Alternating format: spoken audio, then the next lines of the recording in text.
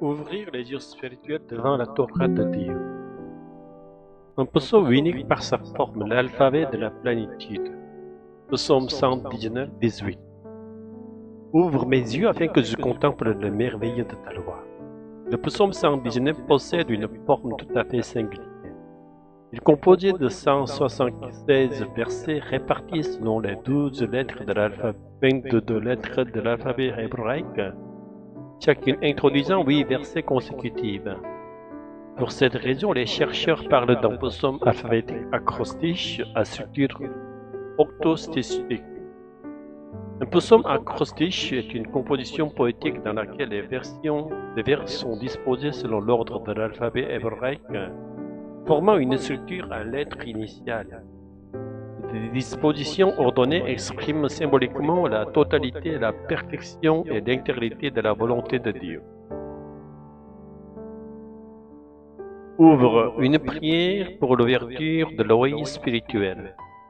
Le verset 18, texte de notre méditation, commence par le mot gal, une forme impérative issue du verbe gala, qui signifie ouvrir, dévoiler. Puisqu'il s'agit d'une parole adressée à Dieu, ce n'est pas un ordre mais une supplication, une prière ardente. Celui qui peut ouvrir ses yeux n'est pas l'homme, mais Dieu seul. Les yeux dont il est question ici ne sont donc pas les yeux physiques, mais les yeux spirituels. Ce que Dieu seul peut ouvrir, l'œil intérieur, l'œil de l'âme, l'organe de la révélation. La Torah, bien plus qu'une loi. Le mot loi traduit ici le terme hébreu Torah.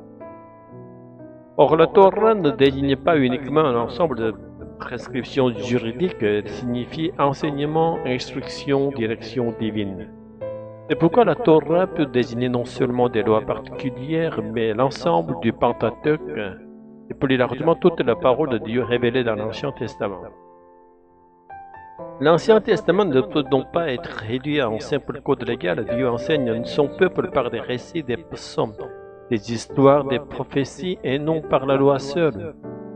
Parce qu'Israël a échoué à vivre selon cette parole, les prophètes tels qu'Ésaïe ont annoncé qu'un jour une nouvelle parole sortirait de Jérusalem, accompagnée d'une nouvelle alliance. Cette promesse s'est accomplie pleinement dans l'incarnation de Jésus-Christ, donnant naissance au Nouveau Testament, porteur d'un enseignement renouvelé. Dans l'esprit, la lettre devient aveugle. Qu'il s'agisse de l'Ancien ou du Nouveau Testament, dans l'illumination du Saint-Esprit, nous sommes incapables de discerner la véritable intention de Dieu à travers les lettres du texte. Pire encore, nous risquons de tordre l'Écriture selon nos désirs et de l'interpréter de manière intéressée et arbitraire. C'est pourquoi l'apôtre Jacques avertit sévèrement. Jacques 3, verset 1. Mes frères, qu'il n'y ait parmi vous beaucoup de personnes qui se mettent à enseigner, sachant que nous serons jugés plus sévèrement. Les courants théologiques modernes ont souvent commis deux erreurs opposées. Le libéralisme cherchant à expliquer et justifier l'écriture par la seule raison humaine en déliant le caractère surnaturel. Le fondamentalisme absolutisant la lettre au point d'oublier que toute l'écriture doit être interprétée à la lumière du Christ. Dans les deux cas, la parole perd sa vie. La véritable prière de celui qui médite. Fais-nous rencontrer le Christ dans l'écriture. Nous devons reconnaître avec humilité que nous portons en nous la possibilité d'une interprétation erronée. C'est pourquoi nous devons toujours nous efforcer d'interpréter l'Écriture aussi fidèlement que possible à la volonté de Dieu, en demandant que Dieu ouvre nos yeux spirituels par l'illumination du Saint-Esprit. Renoncer dès le départ à toute interprétation biblique sous prétexte de risque d'erreur, et se contenter de lire la Bible en idolâtrant la lettre, est également une attitude insensée. Les lettres ne sont que des instruments utilisés à une époque donnée pour transmettre la volonté de Dieu. Ni l'hébreu de l'Ancien Testament, ni le grec du Nouveau Testament ne sont en eux-mêmes des langues saintes. Si nous les étudions en tant qu'enseignants de l'Écriture, c'est uniquement pour tenter de discerner ne serait-ce qu'un peu mieux ce que Dieu a voulu dire à travers ces langues dans leur contexte historique. Les déformations de ces sens dû à la traduction étant inévitable, nous cherchons à nous rapprocher des langues originales. Nous devons donc interpréter l'Écriture dans la prière, sous l'inspiration du Saint-Esprit en procédant à une analyse rigoureuse du contexte des mots, tout en rejetant toute attitude autoritaire consistant à affirmer mon interprétation est forcément juste et celle des autres est fausse. Notre mission n'est pas de prétendre avoir seule raison, mais de transmettre fidèlement l'éclairage et l'émotion spirituelle que l'Écriture fait naître en nous. La prière ultime que nous devrions offrir lorsque nous méditons la Bible est précisément celle du psaume 119-18.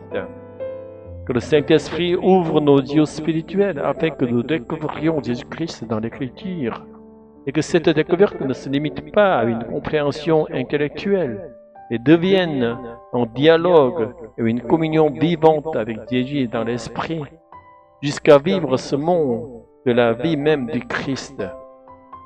C'est pour atteindre cette maturité que nous méditons l'Écriture jour et nuit, et non pour étaler notre savoir ou occuper une position d'enseignant supérieur aux autres.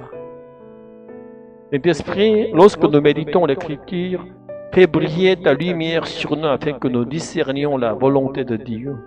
Donne-nous d'ouvrir la Bible chaque fois que l'occasion se présente, et fais-nous toujours nous souvenir de cette parole de Matthieu 4,4. L'homme ne vivra pas de pain seulement, mais toute parole qui sort de la bouche de Dieu. Aide-nous à ne pas oublier que l'Écriture contient un mystère qui nous dépasse. Plutôt que de vouloir tout comprendre, permets-nous de vivre fidèlement à chaque instant de la grâce que tu nous donnes.